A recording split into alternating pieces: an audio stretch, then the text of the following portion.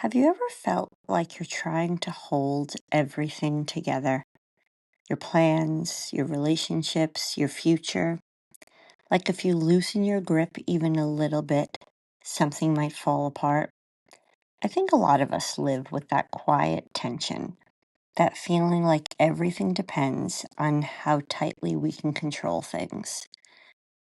And into that, the gospel speaks directly to it. Listen to this. The Gospel according to John, chapter 10, verses 22 through 30. The feast of the dedication was taking place in Jerusalem. It was winter, and Jesus had walked into the temple area onto the portico of Solomon, and the Jews had gathered around him and said to him, "How long are you going to keep us in suspense? If you are the Christ, tell us plainly." And Jesus answered them and said, "I told you, and you don't believe. The works I do in my Father's name testify to me, but you don't believe because you are not among my sheep. My sheep hear my voice. I know them and they follow me. I give them eternal life, and they shall never perish. No one can take them out of my hand. My Father who has given them to me is greater than all, and no one can take them out of the Father's hand. The Father and I are one." That line, "no one can take them out of my hand," really is comforting. Most of us don't live with that kind of security. We feel like things can slip, people can leave, life can change really quickly. But Jesus isn't describing a fragile type of security. He's describing a strong held security. Not, "I'm going to try and hold on," but "I am holding you." And maybe that's what we need to focus on today. We're spending so much time trying to control everything when the invitation might actually be to trust the one who already is holding it.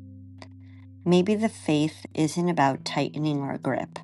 Maybe it's about loosening it just enough to realize that we never are the ones holding everything together in the first place. That's what makes the trust possible. Not because life becomes predictable, but because God remains faithful. Even when we don't feel it, we're still held. So maybe the focus should be not what am I trying to control, but what if I'm already being held? So if you're driving in the car or you're walking along, I have some journal prompts that, don't worry, they'll be in the description, so you can always get to them later when you're just relaxing and having some alone time. But here's some things to ponder. Where in my life am I trying to control or holding everything together? Like what feels really heavy right now?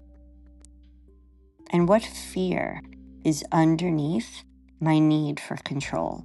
Is it fear of loss or failure, fear of uncertainty? And where have I experienced God holding me through something that I couldn't handle on my own? And what would it look like to loosen the grip and trust that I'm already in His hands?